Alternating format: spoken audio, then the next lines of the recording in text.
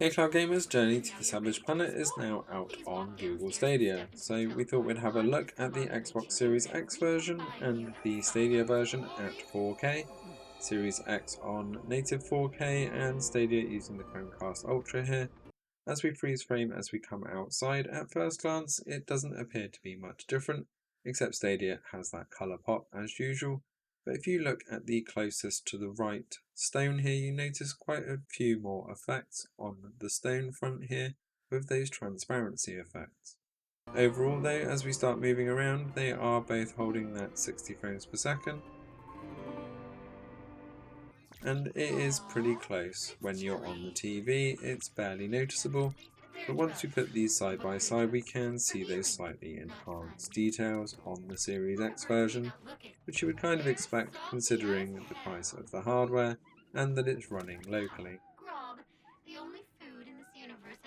As we feed some of the local wildlife and freeze frame at the little blobs here, you can see that we've got slightly more blurriness on the character models for these animals on the Stadia side, whereas the Series X is looking a little bit clearer, but we do have that better color contrast on the Stadia side. Moving around though, you don't really notice the difference here until you stop and look very closely.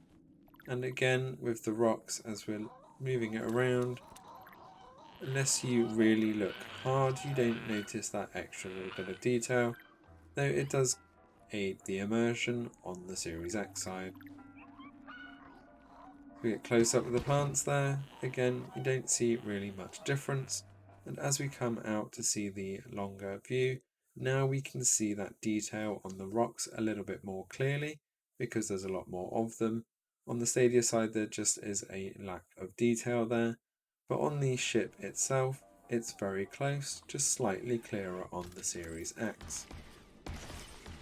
Once again, as we come into the first outdoor area and look at the tower above, again we see a little bit more detail on the faraway rocks on the Series X side, but Stadia is still looking extremely good, and on the TV you don't really notice that detail that much anyway.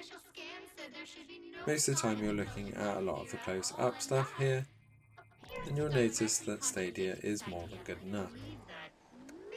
As we come into one of the first kind of combat sections, again we can see that slight detail difference, but as we look at Stadia full screen, it's still looking very good with those effects, and the colour pop is fantastic. Stadia's colour variation always seems to be a little bit better, but as we move over to the Series X, you can see I was having a bit more trouble shooting these things. We don't really notice much difference, and as we come to one of the first kind of forest scenes, we see that detail a little bit more, and the colours on Stadia are definitely looking a lot more vibrant, but we can see that slight detail drop on the trees as we bring Stadia full screen here on the frozen screen, and then we move over to the Series X. You can see that colour difference, but we do see quite a lot more detail on the pink leaves there. Overall, Stadia is a very good port here. We're still not seeing quite the high level of detail that we would like to see on the next gen consoles, but considering you can play this on your phone or on your browser, it's more than good enough. As we switch back and forth one more time between Stadia and the Series X, full screen moving around, we are seeing that nice smooth frames per second, but I do still prefer the extra detail on the Series X, and with HDR off it does look a little bit more dull than Stadia, but if you do want those colours to really pop, then you can increase the gamma and also HDR mode.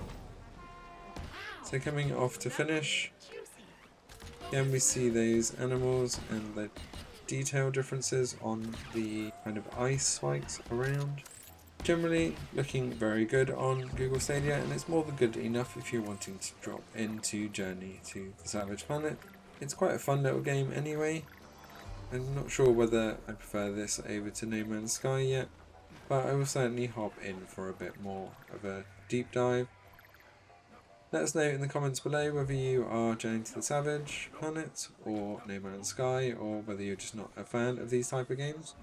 And if you are going to be playing, are you going to be playing on Series X or on Google Stadia? Thanks for watching. Don't forget to hit that subscribe button, stay up to date with all the latest across all cloud gaming platforms, and we will see you next time.